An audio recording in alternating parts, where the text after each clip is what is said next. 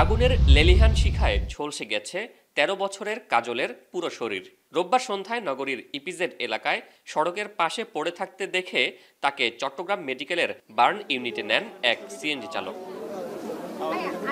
পরিবারের দাবি, দীর্ঘদিন ধরেই কাজলের সঙ্গে তার শ্বশুরবাড়ির লোকজনের কলহ চলছিল। এর মধ্যে ২ দিন আগে কাজলকে বাসা থেকে অপহরণ করা হয়। পরে দগ্ধ অবস্থায় উদ্ধারের খবর পান মোবাইল ফোনে। হাসপাতালে স্বজনদের কাছে কেবল স্বামী, শ্বশুর ও ভাসুরের বিরুদ্ধে ব্যবস্থা নেয়ার কথাটুকুই বলতে পেরেছিল কাজল। রিলেশন করে বিয়ে করছে তো ৩ মাস পর আমরা আমার আব্বু যখন বিয়ে করছে ওরা তখন আমার আব্বু মানি নেননি। বাড়িতে আনছিল তো ওরা মনে করছিল আমরা দিব না। ২-৩ দিন আগে নিয়ে গেছে। নিয়ে যাওয়ার পর চট্টগ্রাম আনছিল। তখন এখানে তো কখনো নিজে আত্মহত্যা কখনো কিছু করবে না। ও বারবার বলতেছে জামাইয়ের কথা, ওকে ধরার জন্য আর কি।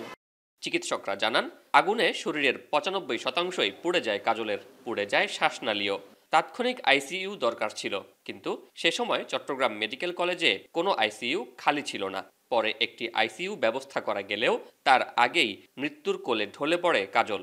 তার আসলে বার্নের কিছুই বাকি ছিল না, পুরোটাই পুড়ে গেছিল এবং রোগীর কন্ডিশন খুবই ক্রিটিক্যাল ছিল।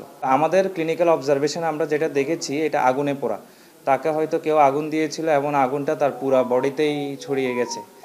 উদ্ধারের পর চট্টগ্রাম মেডিকেলের বার্ন ইউনিটে ভর্তির পর থেকেই কাজলের চিকিৎসার সার্বক্ষণিক খোঁজখবর রাখছিল একদল স্বেচ্ছাসেবী। তারা জানান, নাম ঠিকানা কিছুই বলতে পারছিল না সে, তবে পরিবারের ফোন নাম্বার দিয়েছিল। সে নাম্বারে যোগাযোগ করলে ছুটে আসেন পরিবারের সদস্যরা।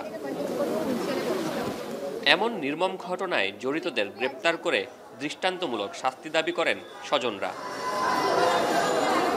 শোয়েব রহমান, এখন, চট্টগ্রাম।